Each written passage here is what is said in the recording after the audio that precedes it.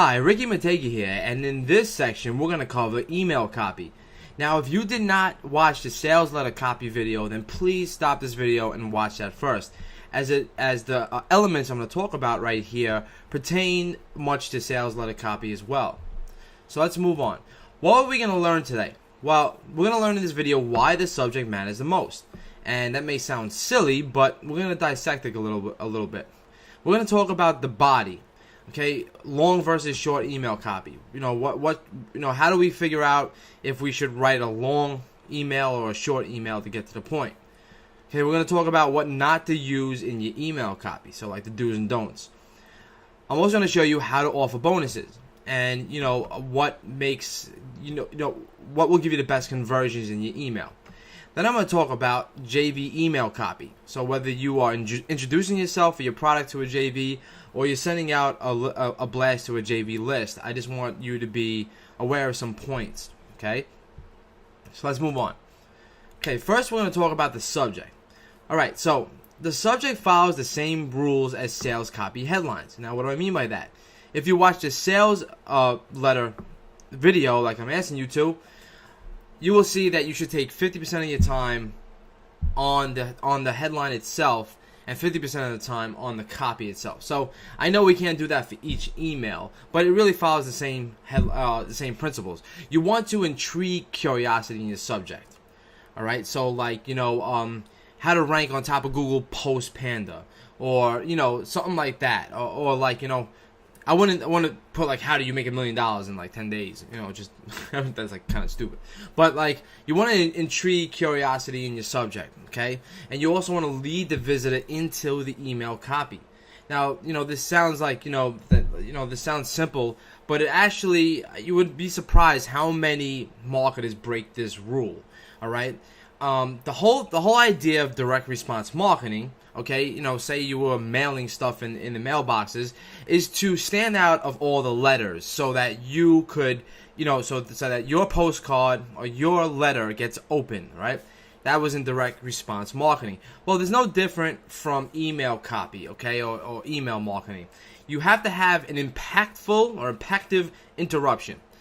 Okay, now you know that direct response marketers are good at causing pattern interrupts that make you stop and go on a tangent that you really didn't plan on going. Well, there's no different with email marketing. Your subject needs to stand out of the rest. So if you if you're waddling through your email inbox, look for subjects that intrigue your interest, something that you open, or even the email that led you to buy something. These are the emails that you want to store in like a Gmail folder. So what I would do is just create another, a filter, and then I would, label the emails, the subjects and stuff that made you take an action, because those are what you're going to want to base your emails subjects off of.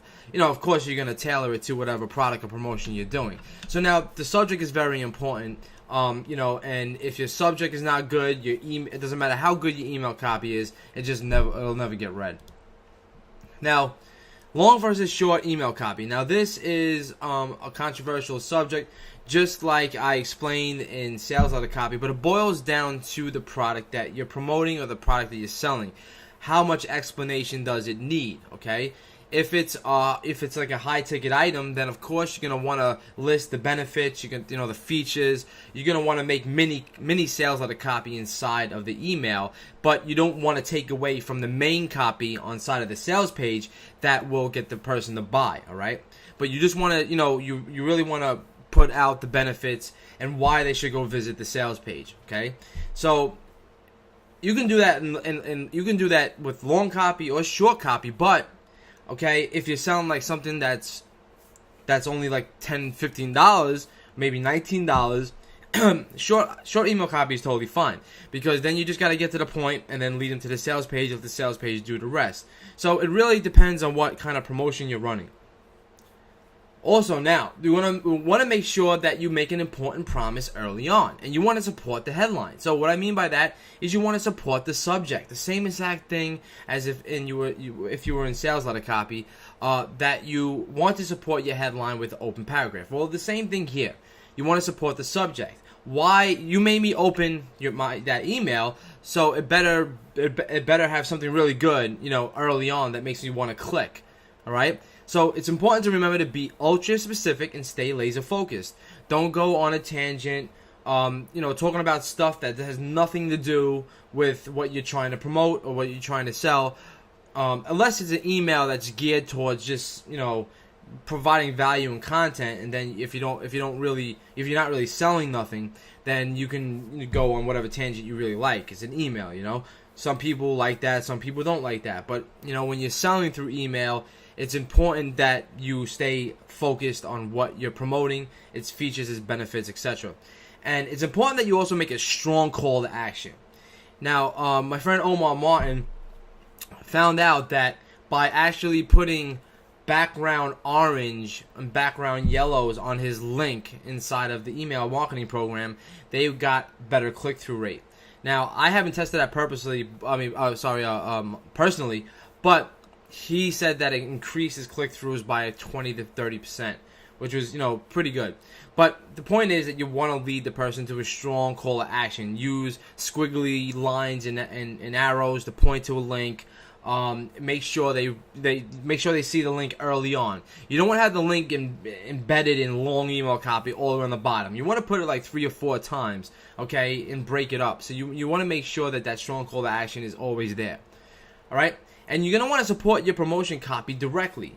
So craft your email that leads the person into the sales page, so the buyer or your lead already has already knows what the product's about, but you don't give it away, okay? You let the sales letter do that.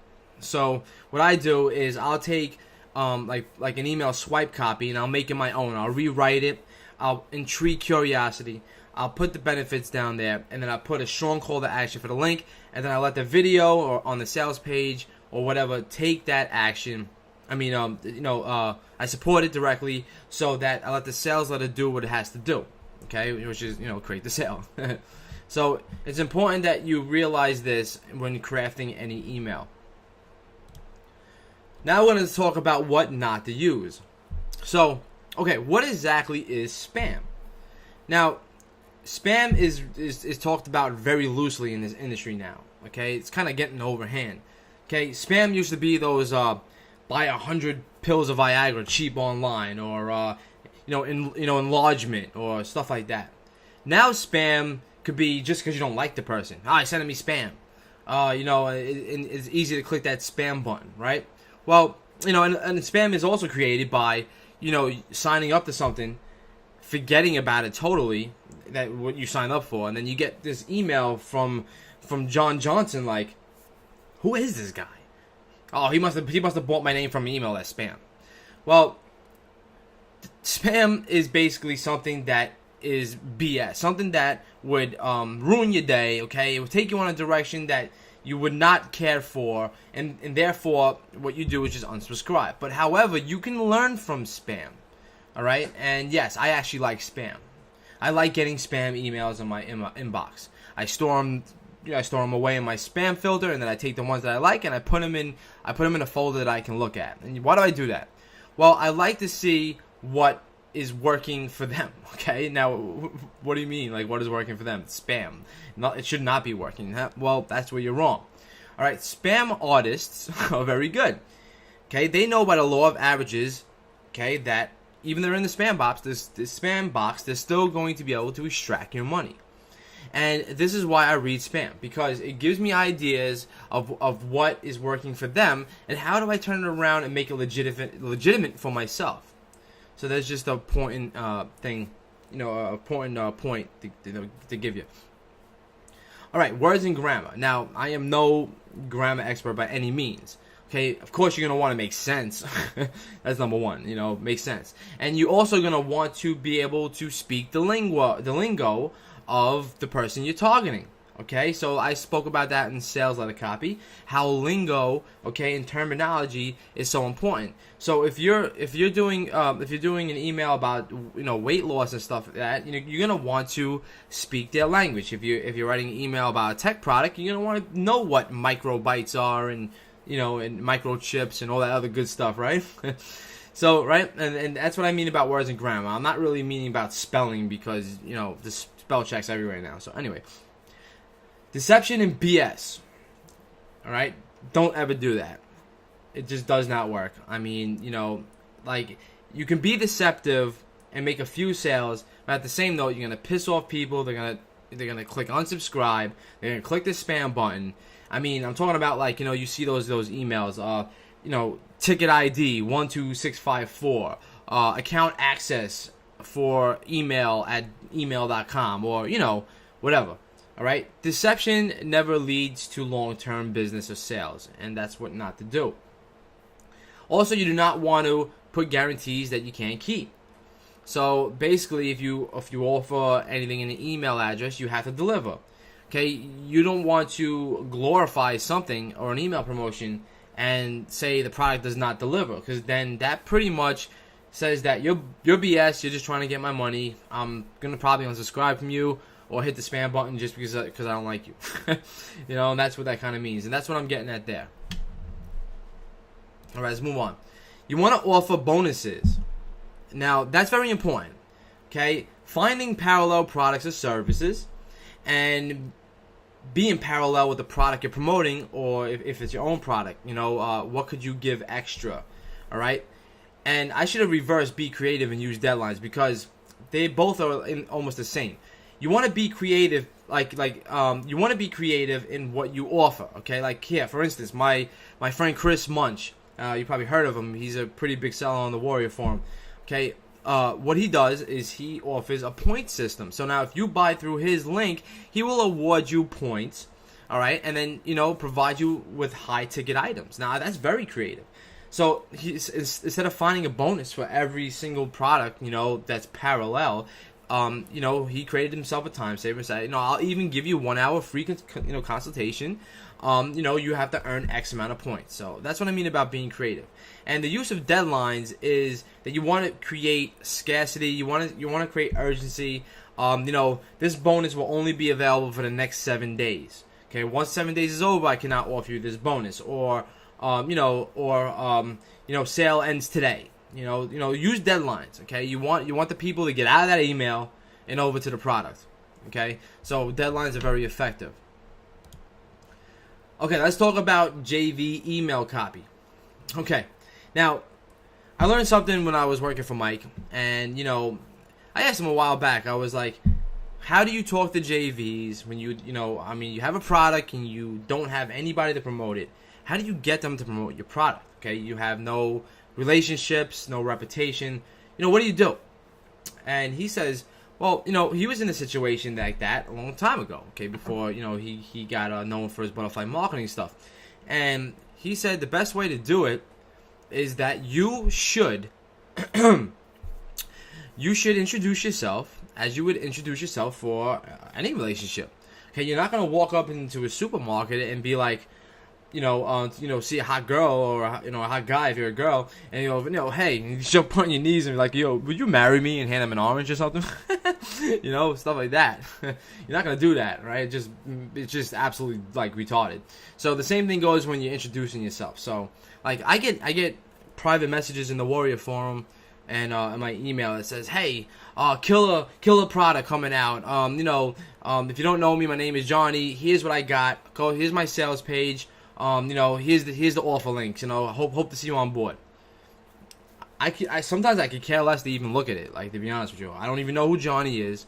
I don't know what he's selling.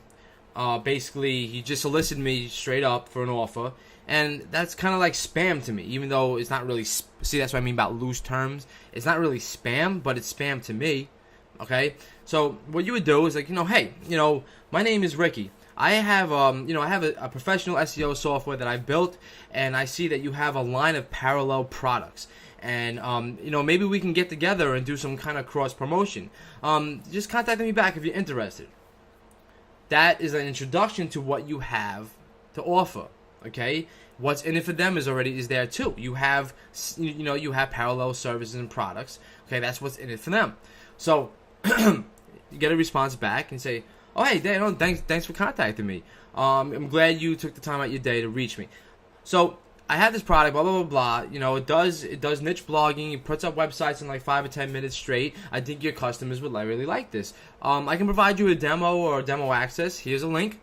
and blah blah blah. So basically, that's how you build it up, and that's what Mike was saying taught me. Like you got to treat it like a regular relationship, okay? And it's really simple. I mean, it's not like rocket science. You just got to treat it the right way. All right. So now when you have an email list, okay, of JVs, so they promoted your product, you delivered them some really good value. So now they're on your JV email list, and now you're working on your next product, and you're like, oh, good, I can go contact all my JVs, right? Well, it's important to know a couple of things. What's in it for them always needs to be there. All right. So if you're offering contests, bonuses, the guy with the highest sales for the day, you want to really be clear about it, okay? You also want to, you want to keep track of your statistics, your EPCs, and what percentages you do, what you paid out in the past, what leaderboards you're on, okay? And you're going to want to, use that, as well on your JV page. Now, you also want to use deadlines, okay, and be clear to them what you want to do. Okay, this contest is going to run for 7 days. I want you to come to this page, okay, grab your affiliate links and your swipes, all right? And then the first prize is $2,000, $5,000, whatever. Okay, I found out that cash prizes work the best, to be honest with you. Okay, or other than like these glossy other prizes. But iPads work well and stuff like that too. All right, and I want to get into why JVs are lazy, including myself when it comes to this stuff sometimes. Okay, you want to provide the affiliate links and swipes for them in the email. Now, Mike Lasame's affiliate manager used to do that all the time. And I asked him, I said, what, they can't go to the JV page and get it? Like, you got he said, Rich, you have to just hand feed everything. You want them to promote the product, you have to just give it on a silver plate. So then they don't have to go to too many places to do it. You gotta understand that, internet marketers are very busy. A lot of projects, they have their employees, maybe virtual assistants. They have, a lot of things going on at once. There's so many variables that you don't want to have to take them off on a tangent into a wrong direction, unless you got really something urgent, like a video they must see. Okay, then they get the swipes or something like that. Okay, but it worked the best when you put their affiliate link and the email swipe right in the email, and that's what I'm getting at. Okay, and that works the most effectively. Now, I'm going to go back to hyping up your JVs. And I was listening to an interview from Frank Kern, Eben Pagan, and it was Jeff Johnson. Yep. So this was an old interview. And basically, they said that the same way you hype up your leads to buy your product, like say through a product pre-launch, okay, is the same way you should hype up your JVs. Okay. So if you can get them to the point where they just have to press send on your promotion, it's an amazing breakthrough. And it's very true. So how do you hype up your JVs? Well, first of all, it's not something you're going to do from your first product launch, okay? I mean, you can try to hype them up if you get a bunch of people, but what you're going to want to do is you basically have to have some kind of background of getting them commissions that they feel comfortable with. Once you do that, you start leaking out that you have a killer, product launch, coming up, and some people say, okay, there's so many launches. What makes you different? What makes this different? Well, if you build a repertoire with your JVs, then you can almost hype them up in a pre-launch fashion. Whereas, and Mark is a great example of how he did this. For Pro Affiliate 2.0, he constructed about 5 different swipe emails, okay, and sent them up in specified times, all leading up to Pro Affiliate 2.0. And in doing so, he created such a stir that he had an insane amount of JVs ready to press the send button as soon as the card opened. It was just insane. And that's what you need to do, okay? You need to create a sequence, a pre-sequence, as if you were creating a sequence for your leads and prospects. You need to create a sequence for your JVs. Now, this all kind of wraps together into psychology and sales letters and stuff like that. So you get better as you go with time, all right? Okay, so here's some action items. I want you to control your inbox.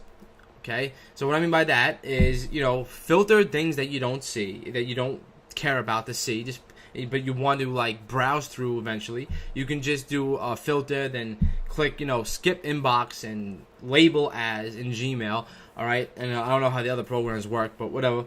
Also, you're gonna want to unsubscribe from things. If you see something that you just care less about, you don't need it in your inbox. You don't need to put it in a folder. Just unsubscribe and get rid of it. All right. And the second item is read spam. Yes, I really mean that. Read spam. and like I said earlier in the video, okay, you want to see what they're, not what spam artists are doing, but you want to see, what they're using to try to get people to open the inbox. Because like I said, it's the law of averages. They know the people that go into the spam box is going to open their emails, so they have to be intriguing. And that's exactly what you want to do. You want to be intriguing, but not in a spammy way. All right? So that's an important little tip. And also, if you want to go to my blog, rickymateka.com, I wrote an article on how to control your inbox that goes into much detail on what I personally do, to prioritize my inbox and not let it control me. So, you'll see it when you get there. It's called, like, Control Your Inbox or something like that. I forget the title. But anyway, all right, well, I hope you enjoy this video, and I will see you in the next one. Bye.